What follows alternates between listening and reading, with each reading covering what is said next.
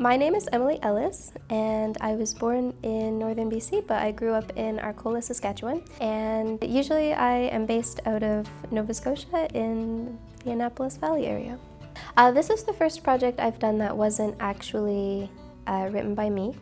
We're doing on request of my opera-loving friends in Toronto, May and Zane.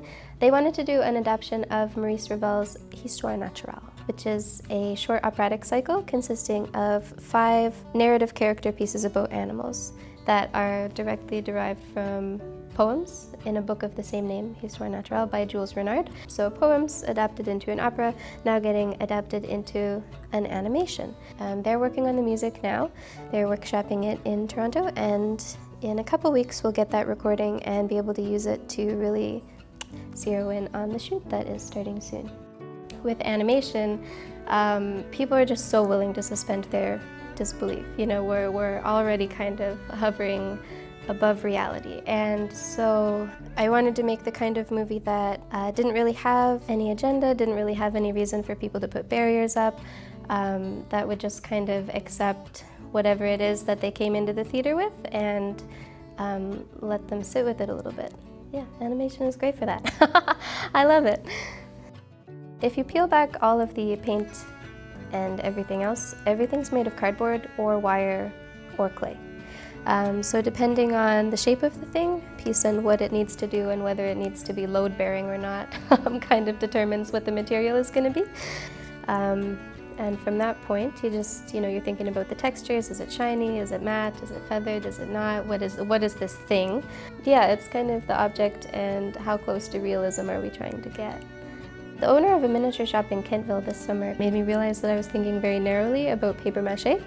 I had been thinking about it just as something that got layered on top of something, not as a thing that could have structure and texture in and of itself, which has come into play pretty heavily in this film in the way that the terrain is built. So everything's made of tissue paper because I love the texture of it.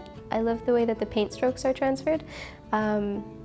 And I love the very hungry caterpillar, fundamentally, is how this all got started, because Eric Carle's illustrations are really wonderful, and I had been thinking about how you could make skies like that, painting tissue paper and backlighting it, and they were so marvelous that they made everything really dull in comparison. So the answer was not to dull down the sky, but to bring up kind of the luminosity of the set, and it's resulted in this really nice array of kind of dreamlike jewel tones. When you actually get it in frame, it's not, we threw realism out the window a long time ago, and we've kind of opted to go for more of the impressionistic style of the thing, not what it is in reality, but what does it feel like to see it. Shots are way longer than people think they are in terms of space, even though the figure is only a few inches tall. Sometimes if you want that over-the-shoulder shot, you actually need like a good 12 feet of terrain behind them in order to do it. So it's nice to have space that's this big in which we actually can go 3 tables long in ways that wouldn't be possible in a smaller room.